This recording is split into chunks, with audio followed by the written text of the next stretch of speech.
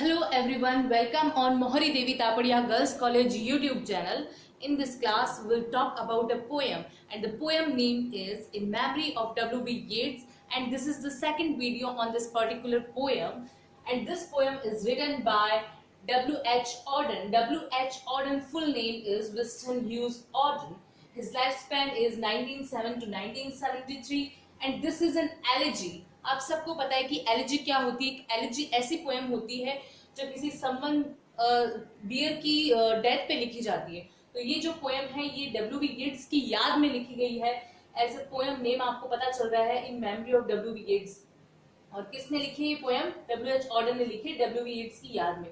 तो इसके first video में हम इसका इंट्रोडक्शन जान चुके हैं। अभी हम टाइम ज्यादा वेस्ट नहीं करेंगे और इसका फर्स्ट स्टेंजा पढ़ेंगे। पोएम का इंट्रोडक्शन मैंने आपको बता ही दिया था इसके फर्स्ट वीडियो में कि क्या था कि ये पोएम जो है ये एक ट्रिब्यूट है, श्रद्धांजलि है। और किसको है श्रद्धांजलि? डब्ल्यू येट्स को है, डब्ल्यू एच ऑर्डन ने दी है। ठीक है, पोएम देखते हैं, टेक्स्ट देखें आप इस पोएम का। He disappeared in the dead of winter. The brooks were frozen. The airports almost deserted. देखो, जो जब ये डब्ल्यू येट्स की डेथ हुई थी 1939 जनवरी में, तब क्या था? वो दिन बहुत ज्यादा कोल्ड का दिन था, बहुत ज्यादा सर्दी थी उस दिन। और उस दिन जब सर्दी थी तो क्या हो रहा था कि जो ब्रूक्स है, छोटी छोटी जो रिवर्स है, वो क्या हो गई थी? जैसे जम गई थी। और उनके जमने से देखो, he disappeared in the dead of winter, the brooks were frozen. जो ब्रूक्स है वो जम गई थी। द एयरपोर्ट्स ऑलमोस्ट डेजर्टेड, जो एयरपोर्ट थे वो डेजर्टेड हो गए थे, इन द सेंस वो एम्प्टी हो गए थे, खाली थे।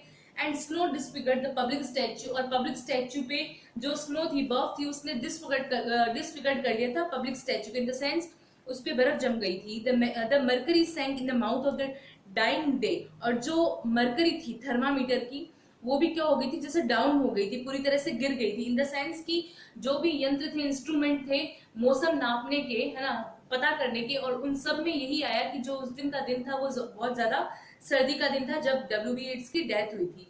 फार from his illness the wolves ran on through the evergreen forest. और जब जिस दिन डब्ल्यू बी येट्स की डेथ हुई उस दिन क्या था? फार फ्रॉम हिज इलनेस, इनकी इलनेस इन द सेंस जहां ये बीमार थे उस जगह से फार, बहुत ज्यादा दूर, जहां ये बीमार थे जिस जगह पे। ये एक आयरिश पोएट थे, W B Yeats was an Irish poet. ये एक आयरिश पोएट थे इन द सेंस आयरलैंड में, जहां इनकी डेथ हुई, जहां ये थे, तब क्या हो रहा था? फार फ्रॉम हिज इलनेस, इनकी हिज इलनेस का मतलब इनकी जो जगह थी जहां ये बीमार थे वहां से बहुत दूर। The wolves ran on through the evergreen forest, जो वुल्व्स थे, भेड़िए थे, वो क्या कर रहे थे? The wolves ran on through the evergreen forest, जो एवरग्रीन सदाबहार वाले जंगल में दौड़ रहे थे। यहाँ जो पोएट है वो हमें डब्ल्यू एच ऑर्डन जो है वो बता रहा है कि किसी के मर जाने से कुछ लोगों को कोई फर्क नहीं पड़ता है, वो अपना काम एज इट इज करते हैं, उनका दिन चलता रहता है। तो जैसे फॉरेस्ट में जो वोल्व्स हैं, जो भेड़िए हैं, उनको कोई फर्क नहीं पड़ रहा है, वो अपने जो है दौड़ रहे हैं जैसे कि वो रोज करते हैं। ऐसी जो रिवर है वो भी नहीं रुकती, उसका पानी चलता रहता है, वो किसी के लिए रुकती नहीं। यहाँ ये बताया गया। तो क्या कह रहा है? फार फ्रॉम हिज इलनेस, उसकी इलनेस से, जहां वो बीमार था वहां से बहुत दूर। The wolves ran on through the evergreen forest, जो वुल्व्स है, भेड़िए, वो एवरग्रीन फॉरेस्ट से भाग रहे हैं, दौड़ रहे हैं। The peasant river was untempted by the fashionable quays. जो ये पीजेंट है, इसका मतलब आप सबको पता है, पीजेंट मीन एक फार्मर। फार्मर का जो आप सबको पता है कि एक नेचर ऐसा माना जाता है कि वो बहुत ज्यादा इनोसेंट होता है। तो यहाँ पीजेंट रिवर, आप बोल सकते हैं कि रिवर को यहाँ पर्सोनिफाई किया है, रिवर का मानवीकरण कर दिया गया, उसको पीजेंट बता दिया गया, उसको फार्मर बता दिया गया है। इन द सेंस जो रिवर का नेचर है वो कैसा है? इनोसेंट, पीसेंट के जैसा नेचर है। और वो क्या करती है, रिवर क्या करती है? देखो, the peasant river was untempted by the fashionable quays, कि वो अट्रैक्ट नहीं होते फैशनेबल कीज कौन? जो कीज क्या होते हैं? जो घाट होते हैं नदी के। आप सबने देखा होगा नदी पे बहुत सारे घाट बने हुए होते हैं, अलग अलग तरह के घाट बने हुए होते हैं, बहुत ब्यूटीफुल घाट बने हुए होते हैं। तो यहाँ जो रिवर का नेचर बताया वो ये बताया कि वो किसी भी तरह से अट्रैक्ट नहीं होती है। मतलब अगर बहुत सुंदर सुंदर घाट भी बने हुए होंगे रिवर पे, तो रिवर अपना पानी जो उसका चलता रहेगा, उसकी जो वेव्स है वो चलती रहेगी, वो रुकेगी नहीं घाट को देखने के लिए कि भाई इतना सुंदर घाट बना हुआ है तो मैं यहाँ रुक जाऊं। वो नहीं रुकेगी, उसका नेचर रुकने वाला नहीं है, वो चलती रहेगी। तो डब्ल्यू बी येट्स की डेथ होने से रिवर को, वुल्व्स को कोई फर्क नहीं पड़ रहा है, वो अपना काम एज इट इज कर रहे हैं। जो रिवर है वो ब्यूटीफुल कीज को देख के नहीं रुकेगी। क्योंकि वो एक इनोसेंट है ना, एक इनोसेंट पीसन की जैसे, एक फार्मर के जैसी। तो जैसे फार्मर अपना काम करते रहते हैं, उनको दुनियादारी से कोई मतलब नहीं होता है, वैसे ही एक रिवर है। ठीक है, आपको ये समझ आया होगा। Far from his illness the wolves ran on through the evergreen forest, the peasant river was untempted by the fashionable quays. Next है, by mourning tongues the death of the poet was kept from his poems. But फर्क किसको पड़ रहा है? फर्क obviously बात है उन लोगों को पड़ता है जो अपने होते हैं, जो बहुत ज्यादा टच में होते हैं। अब बहुत ज्यादा टच में कौन होंगे? पोएट के। पोएट के टच में या तो होता है रीडर या उसके अपने दोस्त यार। तो हम जो रीडर हैं वो बहुत ज्यादा दुखी होंगे अगर हमें W.B. येट्स की पोएम्स पसंद है। तो यहाँ वही बात बोली गई, बाय मॉर्निंग टंग्स, जो दुख वाले जो लोग हैं, दुखी होने वाले, वो कौन है? The death of the poet was kept from his poem, कि वो जो दुखी लोग हैं, मॉर्निंग जो लोग हैं, उनको जो दुख हो रहा है तो वो क्या करेंगे? केप्ट, रख लेंगे। किसको? W.B. येट्स को एक मेमोरी बना के। कैसे मेमोरी बना के रखेंगे? क्योंकि उसकी पोएम के थ्रू, उसने जो भी पोएम्स लिखी है W.B. येट्स ने, उन पोएम्स का कलेक्शन करके वो अपने पास रख लेंगे और उसकी एक मेमोरी बना के रख लेंगे। तो जो लोग दुखी हैं वो क्या करेंगे? इसकी पोएम्स को अपने पास रख लेंगे, W.B. येट्स की पोएम को। Far from his illness, the wolves ran on through the evergreen forest. The peasant river was untempted by the fashionable keys. By morning tongues, the death of the poet was kept from his poems. और जो morning tongues है, the death of the poet, जो poet की death हुई, was kept from his poems, उसकी poems में रख लेंगे, मतलब उसके poems का collection कर लेंगे उसकी याद में, W.B. येट्स की याद में।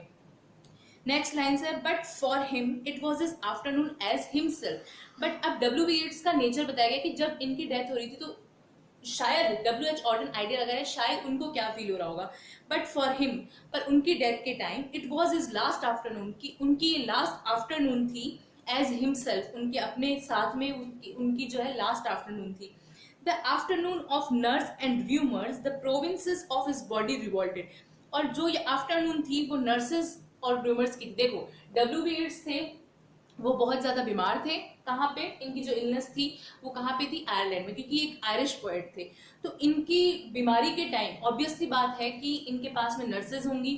ठीक है, तो वो नर्सेज इधर उधर, आपने देखा होगा कि कोई बीमार होता है बहुत ज्यादा, तो क्या होता है, नर्सेज इधर उधर भाग रही होती है, र्यूमर्स चल रही होती है, अलग अलग तरह की, लोग बोल रहे होते हैं कि शायद वो है मर गया होगा या मरने वाला होगा, उसकी सिचुएशन बहुत क्रिटिकल है, वो मरने वाला है। तो ऐसी कुछ र्यूमर्स हम सबको देखने को मिलती है। अगर कोई भी आपके घर में बीमार होगा तो आप देखना, आपके नेबर्स, आपके अड़ोस पड़ोस के लोग सब बोलेंगे कि क्या सिचुएशन है, या वो आपस में बात करेंगे कि नहीं उसकी सिचुएशन सही नहीं है, उसकी सिचुएशन बहुत क्रिटिकल है, वो काफी टाइम से बेड पे है, वो शायद मरने की कंडीशन में है। तो अभी सेम जो W.B. येट्स की कंडीशन है वो कैसी है अकॉर्डिंग टू W.H. ऑर्डन की? वो सेम ऐसी ही है कि वो बेड पे हैं, नर्सेस इधर उधर भाग रही है, इधर उधर र्यूमर्स चल रही है, अफवाहें चल रही है उनके मरने की कि वो शायद मरने वाले हैं या मरने की कंडीशन में है।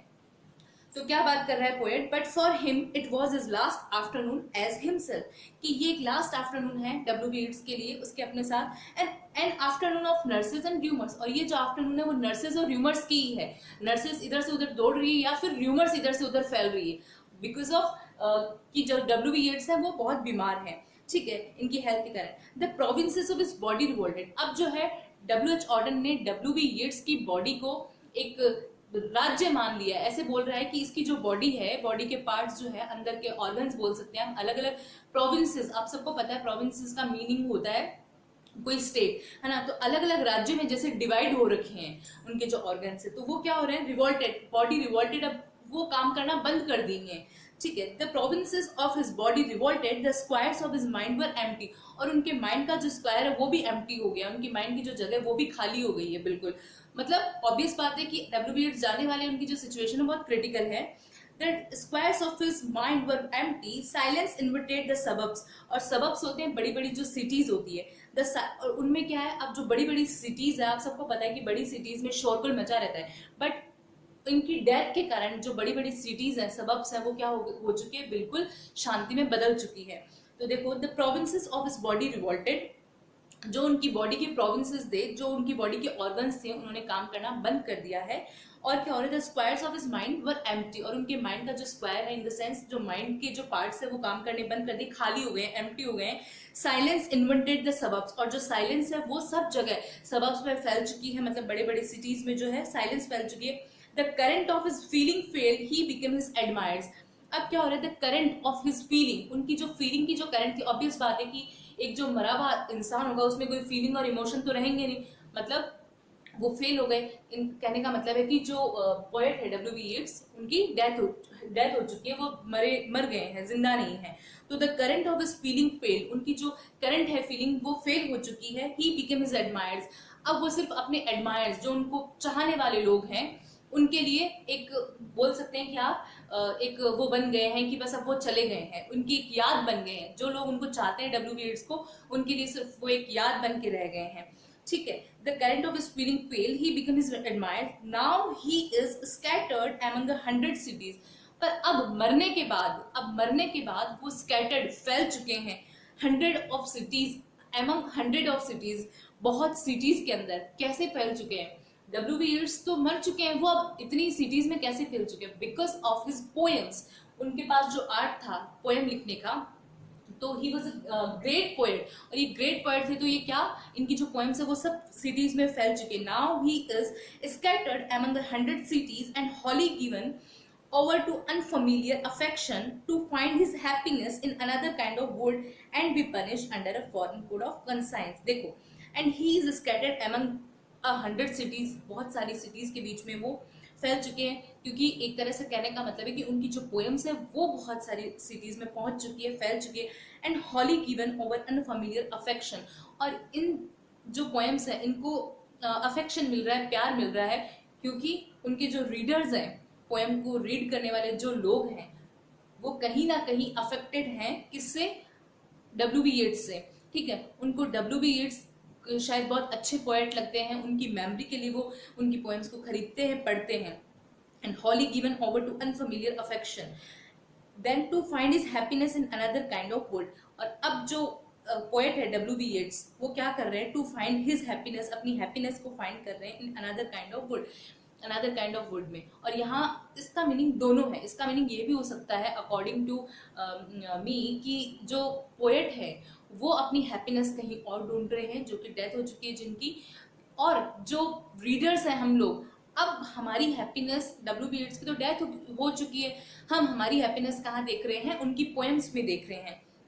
देखो क्या है, now he is scattered among 100 cities and wholly given over to unfamiliar affection to find his happiness in another kind of world and be punished under a foreign code of conscience। और be punished under a foreign code of conscience, punish भी होता है अंदर foreign code of conscience में। the words of a dead man are modified in the words of the living। और उनके जो words हैं, देखो पोएम का मैंने अभी आपको बताया कि कोई पोएम अगर पोएट लिखता है तो हो सकता है जिस टाइम वो लिख रहा हो उस टाइम की सिचुएशन कुछ और हो, और उसके माइंड को, उसके सबकॉन्शियस माइंड में क्या चल रहा है हमें नहीं पता है। अगर किसी रीडर की, सपोज मैं अभी कोई पोएम लिखती हूँ और मेरे लिखने के बाद मैं उस पोएम को, मेरी पोएम को कोई पढ़े, तो मैंने क्या लिखा है, किस सेंस में लिखा है, वो उससे सामने वाले को नहीं पता चलेगा। रीडर जो होते हैं हमेशा अपने अकॉर्डिंग पोएम को डिफाइन करते हैं। अभी जो मैं आप लोग को पोएम डिफाइन करके बता रही हूँ, हो सकता है आप खुद वो पोएम पढ़े तो आप उसको अलग तरीके से सोचें। तो यहाँ सेम जो है हमारा पोएट जो है डब्ल्यू एच ऑर्डन, वो बोलना चाह रहा है कि अब जो डब्ल्यू बी येट्स की पोएम है उनको लोग अलग अलग तरह से मॉडिफाई करके पढ़ रहे हैं, अपने अपने अकॉर्डिंग उसका मीनिंग निकाल रहे हैं। और ऐसा होता भी है, सब जो रीडर होते हैं वो अपने अकॉर्डिंग ही पोएम का मीनिंग निकालते हैं, क्योंकि उनको एक्चुअल जो क्या कंडीशन थी वो नहीं पता है। अभी जैसे हम ये पोएम पढ़ रहे हैं, डब्ल्यू एच ऑर्डन ने क्यों लिखी थी, क्या मीनिंग था, वो हमने अपने अकॉर्डिंग निकाला है। रीडर ने, डब्ल्यू एच ऑर्डन तो हमें बताने नहीं आए कि दैट मैंने ये पोएम डब्ल्यू बी येट्स की लिखी है और मेरी ये फीलिंग्स थी। हमने, रीडर ने अपने अपने अकॉर्डिंग उसका मीनिंग निकाला है। तो सेम बात यही है, क्या बोलना चाह रहे हैं? Now he is scattered among 100 cities and wholly given over to unfamiliar affection to find his happiness in another kind of world and be punished under a foreign code of conscience। कि उसने अब जो reader है, हम लोग ने हमारी happiness कहीं और देख ली है। और क्या हो रहा है? The words of a dead man, और जो डेड मैन है, डेड मैन कौन है? W B Yeats. उनके जो वर्ड्स हैं are modified in the guts of the living. जो लोग जिंदा है वो अपने अकॉर्डिंग उनको मॉडिफाई कर रहे हैं, इन द सेंस जो रीडर है वो उनकी पोएम्स को अपने अकॉर्डिंग मॉडिफाई करके कुछ भी मीनिंग निकाल रहे हैं। But in the importance and noise of tomorrow, when the brokers the roaring like beast on the floor of the boards। अब क्या हो रहा है? But in the importance and noise of tomorrow, पर अगली आने वाली नॉइस में क्या होगा? when the brokers are roaring like beast on the floor of the boards। अब ब्रोकर्स जो होते हैं, आप सबको पता है ब्रोकर्स कौन होते हैं? दलाल होते हैं। वो क्या करते हैं स्टॉक मार्केट में, when the brokers are roaring, roar करना आप बोल सकते हैं कि चिल्लाना, roaring like beasts on the floor of the boards, and the poor have suffering to which they are fairly accused, and each in the cell of himself is almost conceived of freedom. A few thousand will think of the day as one thinks of a day when one did something slightly unusual. What instrument we have agreed the day of death was a dark cold day. अब जो last की जो lines है उनमें क्या बताना चाह रहा है पोएट, उनमें बोलना चाह रहा है कि जो ब्रोकर्स होते हैं, जो दलाल होते हैं, वो क्या करते हैं, स्टॉक मार्केट में कुछ हो जाता है उनका, उनके साथ लॉस हो जाता है तो वो रोल करते हैं, वो बहुत ज्यादा उस पर चिल्लाते हैं। तो अब क्या हो रहा है, and the poor have suffering to which they are fairly accuse. अब जो गरीब लोग हैं वो क्या करते हैं, सफर करते हैं इस चीज में, and each in the cell of himself is almost conceived of his freedom. और वो अपनी जो, and each in the cell of himself is almost conceived of his freedom. A few thousand will think of this day. कुछ लोग इस दिन के बारे में सोचते हैं as one thinks of a day when one did something slightly unusual. फिर जो हमारी ऊपर की जो फर्स्ट जो लाइंस थी उनकी कुछ लाइंस रिपीट हुई है, दैट क्या रिपीट हुआ है, what instrument we have agreed the day was the day of his death was a dark cold day, कि हमने सारे इंस्ट्रूमेंट यूज कर लिए जो वेदर था उस टाइम का उसको नापने के लिए, और जब हमने मापा तो यही पाया कि जो डे था जिस दिन इनकी डेथ हुई वो बहुत ज्यादा कोल्ड वाला दिन था, बहुत ज्यादा उस दिन सर्दी थी, बहुत ज्यादा सर्दी दिन था। What instrument we have agree the day of his death was a dark cold day. ये पोएम थी W.B. येट्स की। हमने इसका फर्स्ट सेक्शन पढ़ा है, अभी 2 सेक्शन पढ़ने बाकी हैं। हमने फर्स्ट वीडियो में इसका जस्ट इंट्रोडक्शन पढ़ा था कि that what is the meaning of the poem, what is the introduction of the poem, and the poem का जो इंट्रोडक्शन हमने पढ़ा कि मेमोरी ऑफ W.B. येट्स से किसने लिखी है, क्यों लिखी है, और W.H. ऑर्डन ने क्यों लिखी है, उनको क्या फीलिंग है, एलर्जी है, ये सब चीजें हमने फर्स्ट वीडियो में पढ़ी थी। आज की वीडियो में हमने इसका फर्स्ट सेक्शन कंप्लीट कर लिया पोएम का, इन द सेंस फर्स्ट स्टेंजा बोल सकते हैं। इसमें 2 स्टेंजा और बाकी हैं, अभी बड़े बड़े स्टेंजाज हैं ये, तो हम नेक्स्ट वीडियो में इसका सेकंड स्टेंजा पढ़ेंगे। और आई होप आपको ये स्टेंजा समझ आया होगा। इस स्टेंजा में इतना ही था कि जो W.B. येट्स हैं उनको, उनकी पोएम को प्रेज कर रहे हैं W.H. ऑर्डन, और जो रीडर्स हैं वो उनके लिए कितने ज़्यादा अफेक्शन वाले हैं वो बता रहे हैं W.H. ऑर्डन हमें। और W.H. ऑर्डन जो है वो उस टाइम की सिचुएशन बता रहे हैं जब W.B. येट्स की डेथ हुई तब क्या हो रहा था, र्यूमर्स चल रही थी, जो नर्सेज है वो इधर उधर भाग रही थी। तो ये सब चीज़ें जो है फर्स्ट सेक्शन में हमने पढ़ी है, सेकंड और थर्ड सेक्शन हम पढ़ेंगे नेक्स्ट वीडियो में। Thank you so much.